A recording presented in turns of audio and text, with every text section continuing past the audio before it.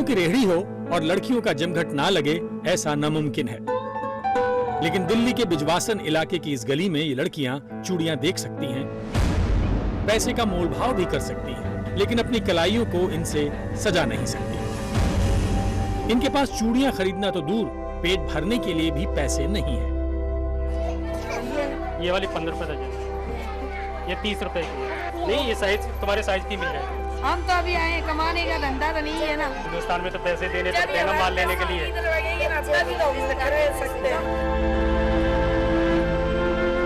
पैसे आएंगे भी कहां से?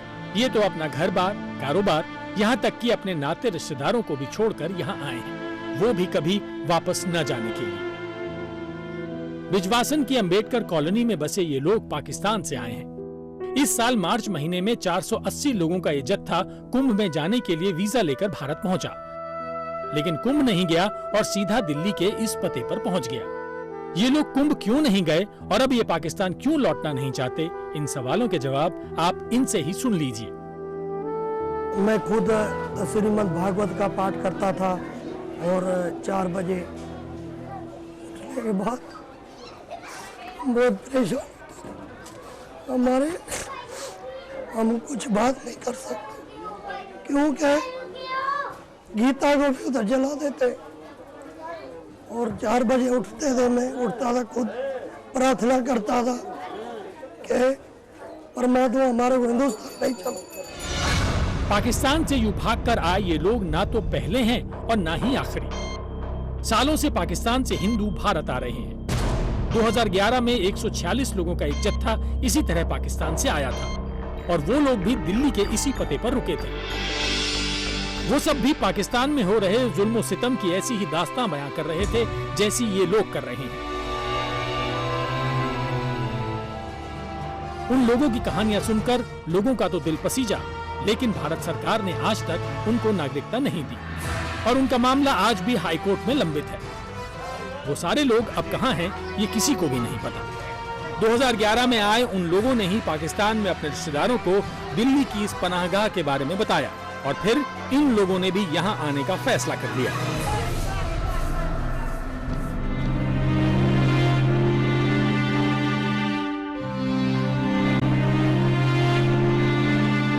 इन लोगों में बूढ़े, बच्चे, जवान और महिलाएं सभी शामिल हैं। जिंदगी का पूरा सरमाया चंद थैलों में समेटकर ये लोग भारत आ गए। पाकिस्तान में हिंदुओं पर हो रहे जुल्मों से परेशान ये लोग सीमा पार जिंदगी की उम्मीद से आए हैं, वो जिंदगी जो इस इमारत के 28 कमरों में न सिमटी हो। इमारत में कदम रखते ही 480 जिंदगियों का बोझ हर तरफ दिखाई और सुनाई पड़ने लगता है।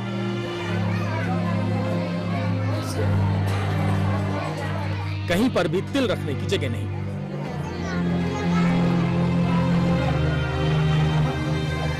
हर तरफ शोर और गहमा गहमी।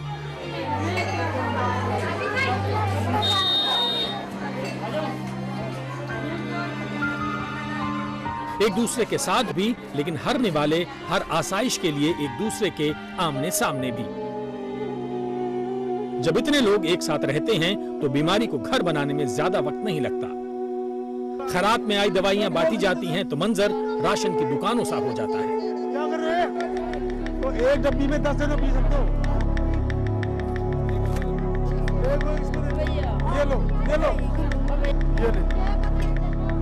चलो।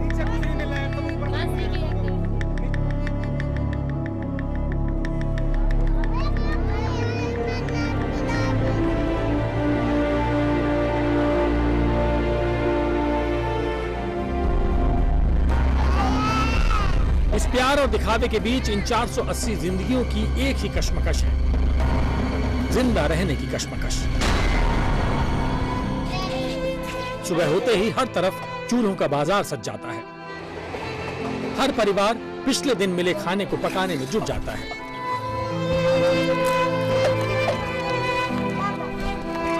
रेशमा और मोहिनी फूफी भांजी हैं। रेशमा 24 घंटे आसपास घूमते कैमरे वालों से परेशान है। हो भी क्यों ना, एक तरफ जिंदा रहने की कोशिश तो दूसरी तरफ बेहतर कहानी बनाने की जुस्तजू। आवाज नहीं निकल रही, सारी रात जाग जाग के सुन। वीडियो वाले ने बहुत तंग कर दिया, तो जगह छोटी, सारी रात जाग जाग के निकालते। लेकिन बातचीत का सिलसिला शुरू हुआ तो दिल की हर बात बयान कर दी।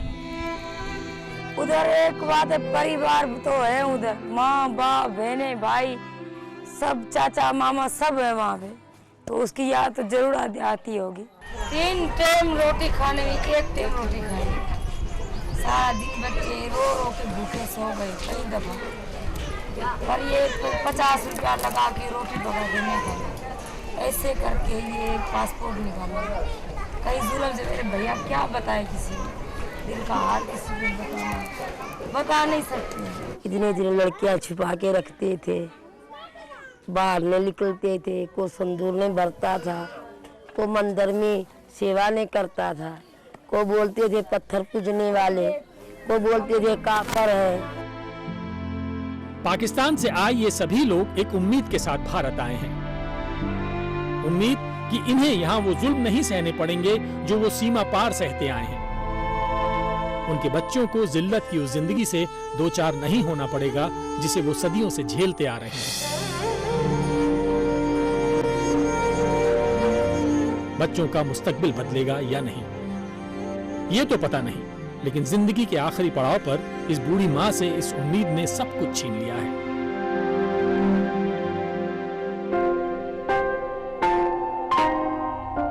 पाकिस्तान से आए बाकी लोगों की तरह भारतीय को भी पाकिस्तान से कोई लगाव नहीं है, लेकिन बॉर्डर के उस पार जो छोड़ आई है उसकी याद हर पल सता रही है। जिस दिन वो भारत आई उससे 3 दिन पहले ही उन्होंने एक बच्चे को जन्म दिया था, वो बच्चा जो उनसे सीमा पर छीन लिया गया। बच्चा मेरे पेट में था, वीजा पे गया, वीजा मिलेगी आएगी आएगी आएगी, हमारे को बच्चा मैंने जन्म दिया। इस टाइम से मेरे को 3 दिन की वीजा, 3 दिन का जन्म लिया, इसे भी मेरे को वीजा मिल जाए। मैं गाड़ी में बैठ गई, स्टेशन तक मैं बच्चे को लेके आई, लड़के को स्टेशन तक। पुलिस वाले ने छीन के ये बच्चा मेरी गोद से ये ले लो, बॉर्डर पार नहीं जा सकते, ये बच्चा ले जाओ। मेरे पास छीन के मेरा बच्चा इसके पास दूसरे ने दे दिया। मेरे को बर्दाश्त ये नहीं हो रही है, रोती हूँ, सारा दिन में रोती हूँ। माँ बाप बहन भाई सब कुछ याद आती है। पता नहीं किसका दूध पी रहा है, पता नहीं कैसे ये पल रहा है। माँ सब कुछ मालूम माँ के होती है, माँ को होती है, तेरे को याद नहीं है। दूसरा आंसू नहीं निकलता है, मेरे को दुख है, फिर आंसू निकल रहा है। इन 480 लोगों में भारतीय अकेली नहीं है जिनका कोई अपना पीछे छूट गया हो। सीमा पार करते वक्त इन लोगों ने न सिर्फ अपनी जन्मभूमि से नाता तोड़ लिया, बल्कि हर वो रिश्ता पीछे छोड़ दिया जो इनके पैरों की बेड़ी साबित होता।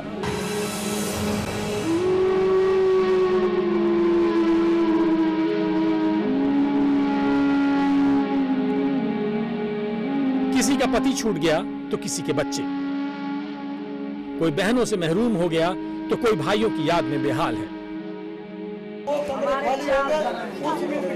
एक परिवार है ना, तो उनको एक ही सफाई में उनको पकड़े गला। महादेव अडवाणी अपने भाइयों के साथ भारत आ गए, लेकिन अपने बूढ़े माँ बाप को भगवान भरोसे पाकिस्तान में ही छोड़ा। हम तो 18 तीन भाई आए हैं और हमारा परिवार है 18। कुछ वहाँ में माँ बाप उधर रह गए हैं, वो बस परमात्मा के भरोसे है और उन्हीं के भरोसे है। बच्चे बूढ़े जवान कोई भी 28 कमरों की इस जेल में खुश नहीं है, लेकिन हर परेशानी के बावजूद यहीं रहने पर आमादा है। इनके मुताबिक वहां खौफ है, यहां आजादी है। वहां जिंदगी तो है, लेकिन यहां एक इज्जतदार जिंदगी है, एक ऐसी जिंदगी जिससे ये सदियों से महरूम है। ये सब जुल्म की एक ऐसी कहानी बयां कर रहे हैं जिस पर सुनकर भी यकीन नहीं किया जा सकता। इनके मुताबिक पाकिस्तान में हिंदू लड़कियों को अगवा कर लिया जाता है और फिर खौफ से या मजबूरी में वो इस्लाम कबूल कर लेती हैं। ये सिलसिला लगातार चलता रहता है और इसमें वहाँ की कोर्ट और पुलिस भी शामिल होती है। मेरे अब्बू की बहन, इसका 3 बच्चा था, मेरे जितनी थी, इसका सुनारी नाम था। इससे ले गया, रह गया स्कूल 2-3 महीना रखी, फिर स्कूल आए, हमने कोशिश बहुत की, फिर लाई भी कोर्ट पे, अदालत पर लेके आए, तभी भी कोई बुर्का पहन के आई, हमने अदालत को सुनाया, बहुत रोए, बहुत पीटे, बहुत कोशिश किया, तभी भी हमारे अदालत ने कोई भी नहीं सुनी, कोई भी नहीं हासिल किया, कोई भी नहीं हमारी मदद की। इस वजह से कैसी बात अच्छी नहीं है, भी छोड़ दिया।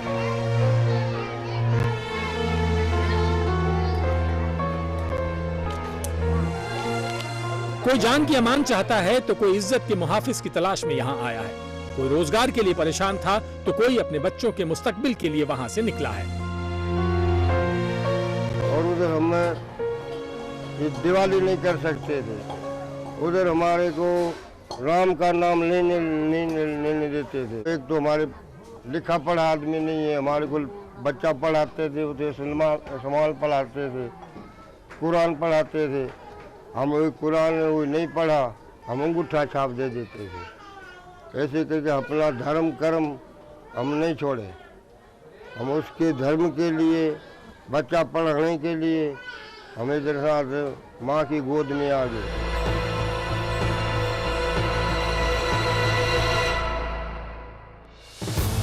जब बात धर्म की होती है तो लोगों में जोश आ ही जाता है।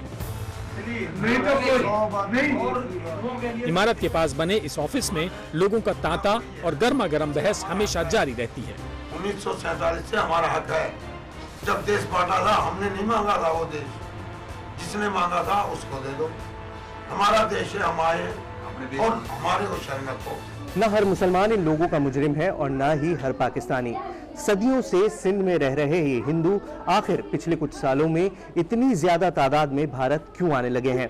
आखिर सिंध में ऐसा क्या बदला है जिसने इन लोगों की किस्मत बदल दी है?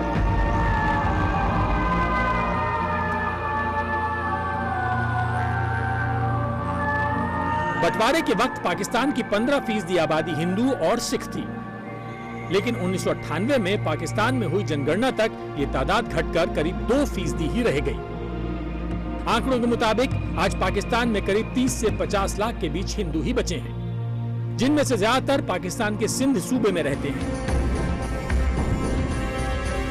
पाकिस्तान में पिछले कुछ सालों में कट्टरपंथ को बढ़ावा मिला है, जिसके चलते समाज की तस्वीर बदल गई है और हालात इतने बिगड़ गए हैं कि हर महीने करीब 60 से 90 परिवार वहां से पलायन कर भारत आ रहे हैं। साल भर में 7,000 से 10,000 पाकिस्तानी हिंदू जायज और नाजायज तरीकों से भारत आते हैं और फिर यहाँ पर वीजा बढ़वाकर रहना शुरू कर देते हैं। लेकिन आखिर इतनी बड़ी तादाद में लोग अपना घर, अपना देश छोड़कर क्यों आ रहे हैं? पहले सही था, अभी ये 5-6 साल में ये हंगामा होने लगा है। तो उधर पहले नहीं थे, ये मुल्ला तालिबान नहीं थे, तो वो कम थे, तो मुल्क ठंड रहा था। वो आगे उधर पहले से वो मदरसा बनने लगे, शुरू में तो मदरसे बने, हर इलाके में मदरसे बने। वो मदरसे बन के तैयार हुए तो ये हंगामा बनने लगा और उसी में मुल्ले भी बोलते हैं हिंदुओं को और छीनना और हिंदुओं का खाना, वो अपना मजहब है, उसको जन्नत मिलेगी, उसको वो ऊपर जाएगा, उसको बड़ी बड़ी हूरें मिलेगी, जन्नत मिलेगी।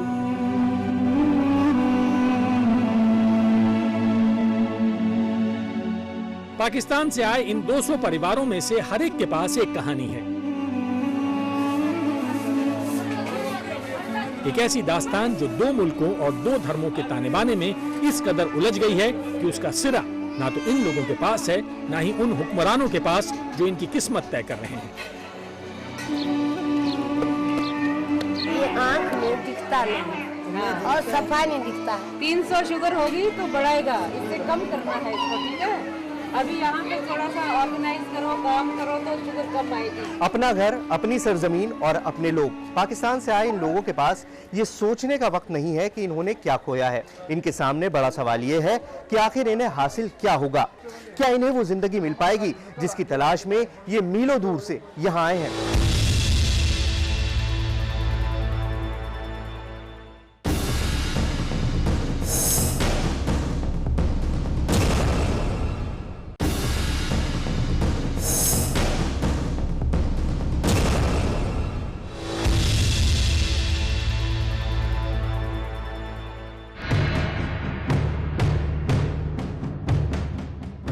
दिल्ली के बिजवासन इलाके की इस इमारत में ठिकाना है पाकिस्तान से आए 480 लोगों का। वो लोग जो अपना घर और रिश्तेदार छोड़कर भारत आए हैं पाकिस्तान में हो रहे जुल्म से निजात पाने के लिए। कोई हिंदू की लड़की उठा लेके जाते हैं, कोर्ट में जाते हैं तो इंसाफ नहीं मिलता है। लड़कियां जो उठती हैं तो दारुल अमान में आती हैं, तो उधर 20 दिन महीना उस दारुल अमान में रख के फिर कोर्ट में ले जाती है, तो वो लड़की बोलती है होगी और हमारे माँ बाप की नहीं होते हैं। उधर दारुल अमान में मुल्ला पढ़ा के उसको दिमाग उसका घुमा देता है, तो हो जाती है। होली दिवाली आए तो अंदर घर में छुप के तू पटाखा तो वो फोड़ दे। सुबह बोले इतना शोर शराबा किसका था? हमने बोला हमारी ईद आई थी, होली आई थी, दिवाली आई थी। होली दिवाली हम हिंदुस्तान में बनाओ, इधर क्या है तुम्हारा पट पट पट पट करने का क्या है? पाकिस्तान से आए इन लोगों की मदद के लिए शहर भर से नहीं देश भर से लोग आ रहे हैं। इनके लिए संवेदना का जन सैलाब सा उमड़ पड़ा है, लेकिन इस सब के बीच कुछ लोग ऐसे भी हैं जो इनकी मौजूदगी से ज्यादा खुश नहीं है। इस कॉलोनी में कुछ लोग ऐसे हैं जो इन 480 मेहमानों से परेशान हो चुके हैं। ऐसे ही एक पड़ोसी हैं मनोज कुमार, जो इतने परेशान हो चुके हैं कि सरकारी फ्लैट के लिए आवेदन दे चुके हैं।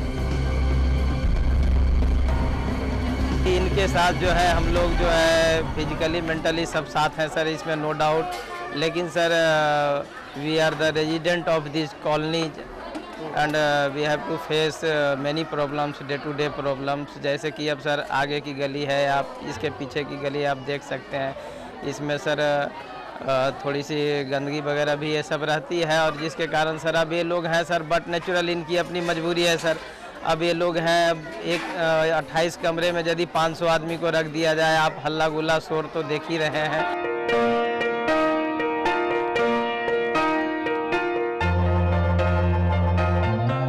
मनोज कुमार या इलाके के लोग क्या सोचते हैं, इसकी परवाह इन लोगों को नहीं है। ये तो उस आजादी का मजा ले रहे हैं जो उन्हें पहली बार नसीब हुई है। दिल्ली के इस बैसाखी मेले में इन चेहरों की चमक इस महफिल की चकाचौंध पर भी भारी पड़ रही है।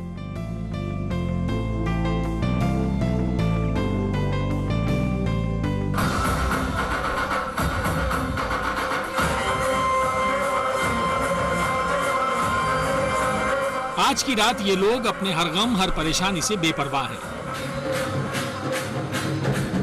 लेकिन कल इनके फिर वही सवाल मुंह बाए खड़े होंगे। ये पाकिस्तान जाना नहीं चाहते, भारत इनको चाहकर भी पनाह नहीं दे सकता, क्योंकि ये मामला उतना सीधा नहीं है जितना नजर आता है।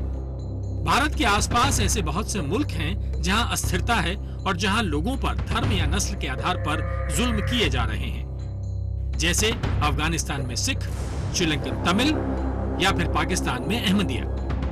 भारत को डर है कि किसी को भी इस आधार पर नागरिकता देने का मतलब है सबके लिए दरवाजे खोल देना। इसलिए भारत ने ऐसे लोगों को नागरिकता देने के लिए कोई पॉलिसी नहीं बनाई है, यानी भारत में इन हिंदुओं को नागरिकता शायद ही कभी मिल पाए।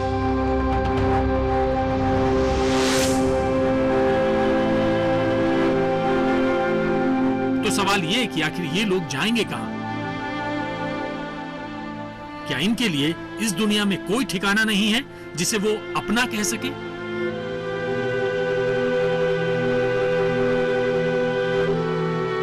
हमारी बेइज्जती तो हिंदुओं की भी बेइज्जती, सब हिंदुओं की बेइज्जती है। हम नहीं जाएंगे, अपने आप को पेट्रोल हो कुछ भी हो जला लेंगे, खुद को हम जाएंगे नहीं। हमारे फिर इधर भेजोगी तो हम फिर हमारे मार देंगे, हमारी जिंदा नहीं रखेंगे। गोले से हमारे को सबको उड़ा देगा तो हम वापस नहीं जाएंगे। मर जाएंगे, मिट जाएंगे, पर पाकिस्तान ले जाएंगे।